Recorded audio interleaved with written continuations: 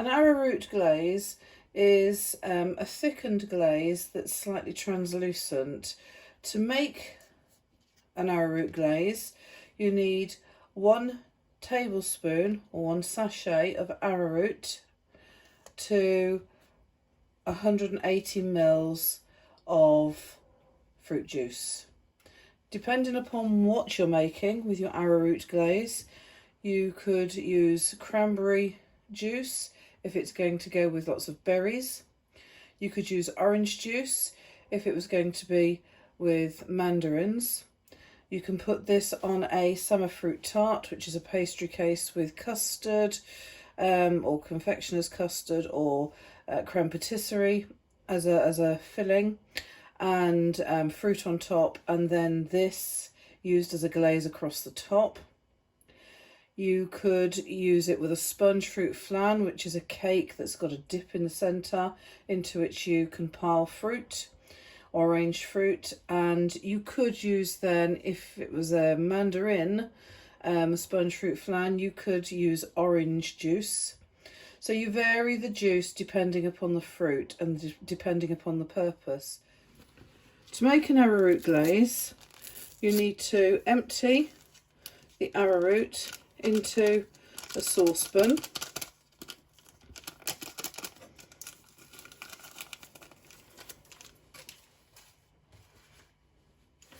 And add a little of the juice and mix that until you form a paste, until it's blended in and you have no starch grains. This uses starch. It's a form of carbohydrate, so it's using starch and gelatinisation to thicken the glaze. Now, if you notice, it's very pink. All right, because I've used cranberry juice. And you add the rest of the juice to that. So we add the rest of the measured juice to the saucepan and then gently bring the liquid to the boil. And that would be on a low to medium heat. So heat this on a low to medium heat, stirring all the time.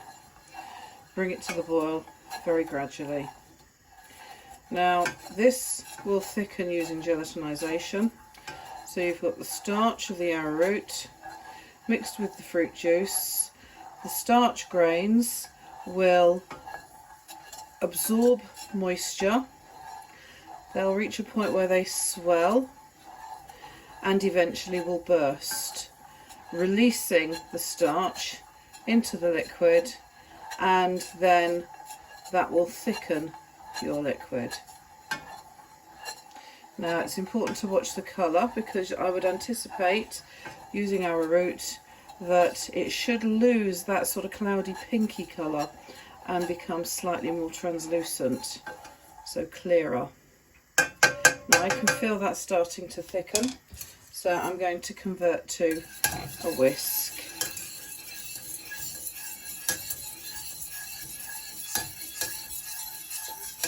You could just use a whisk from the start. And you're slowly bringing that to the boil.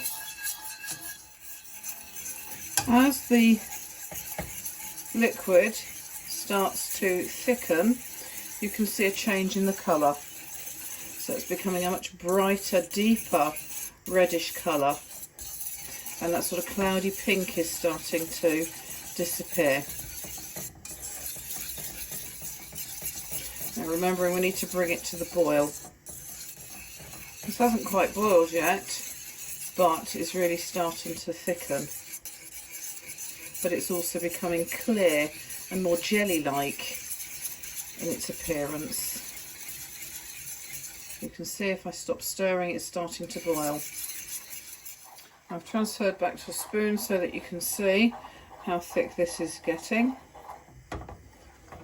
We want it to coat the back of the spoon, so it's pretty much there.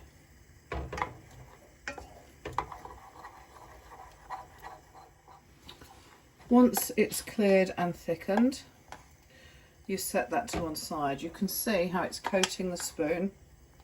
Okay, it's quite thick as it drips off. Okay, so you take that off the heat, put it to one side for 20 minutes to cool down. Once allowed to cool, it will be ready for you to use in whatever way you want to, in whichever recipe you're choosing.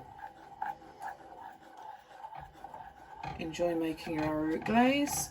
Don't forget to hit the subscribe button and join me for another video.